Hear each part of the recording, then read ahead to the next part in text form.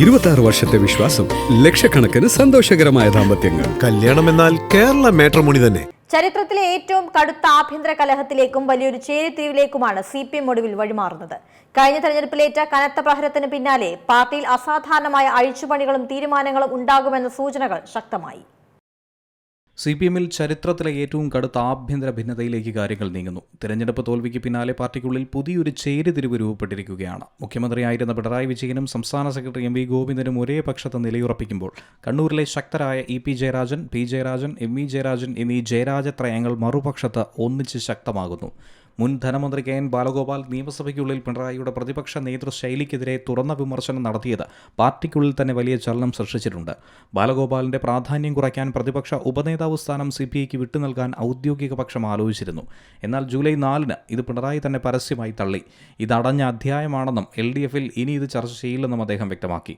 ഇതിന് മറുപടിയായി CPI assistant secretary PP Sudheer കഴുകിവഴക്കങ്ങൾ എപ്പോഴും പിന്തുടരേണ്ട ആവശ്യമില്ല എന്ന് തിരിച്ചടിച്ചു. പാർട്ടി മുഖപത്രമായ ദേശാഭിമാനിയുടെ ചീഫ് എഡിറ്ററും കേന്ദ്ര കമ്മിറ്റി അംഗവുമായ പുത്തലത്ത് ദിനേശനും ഔദ്യോഗിക പക്ഷത്തിന്റെ എതിർപ്പ് നേരിടുന്നു. തെരഞ്ഞെടുപ്പ് തോൽവിയെക്കുറിച്ച് ജൂലൈ 3-ന് ഫേസ്ബുക്കിൽ പുത്തലത്ത് ദിനേശൻ എഴുതിയ കുറിപ്പ് ഇതിനോടകം തന്നെ ചർച്ചയായിട്ടുണ്ട്. തളിപ്പറമ്പിലും പയ്യന്നൂരിലും സ്ഥാനാർത്ഥി നിർണയത്തിൽ പിഴവ് സംഭവിച്ചെന്നും താഴെത്തട്ടിലെ വീഴ്ചകൾ കൂടി തോൽവിക്ക് കാരണമായെന്നും അദ്ദേഹം തുറന്നു പറഞ്ഞിരുന്നു. ഇത് പാർട്ടി ലൈനിന് വിരുദ്ധമാണെന്നാണ് ഗോവിന്ദൻ പക്ഷത്തിന്റെ വിലയിരുത്തൽ. തളിപ്പറമ്പിൽ MV ഗോവിന്ദന്റെ ഭാര്യ PK ശ്യാമളയ്ക്ക് സീറ്റ് നൽകിയത് ശരിയായില്ലെന്ന് ചൂണ്ടിക്കാട്ടി MA ബേബിയാണ് തിരുത്തൽ വാദത്തിന് തുടക്കമിട്ടത്.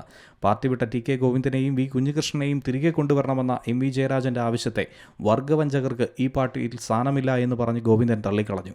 സംസ്ഥാന കമ്മിറ്റിയിലും സെക്രട്ടേറിയറ്റിലും പാർട്ടി നേതൃത്വത്തിന് പഴയ വിധേയത്വം ലഭിക്കാത്ത സാഹചര്യമാണ് ഇപ്പോൾ നിലവിലുള്ളത്. ഇന്ന് ചേരുന്ന സെക്രട്ടേറിയറ്റ് യോഗം CPMന്റെ ഭാവി എങ്ങോട്ടെന്ന് വ്യക്തമാക്കുമോ എന്നുള്ളതാണ് കണ്ടറിയേണ്ടത്. News desk Zee Malayalam news.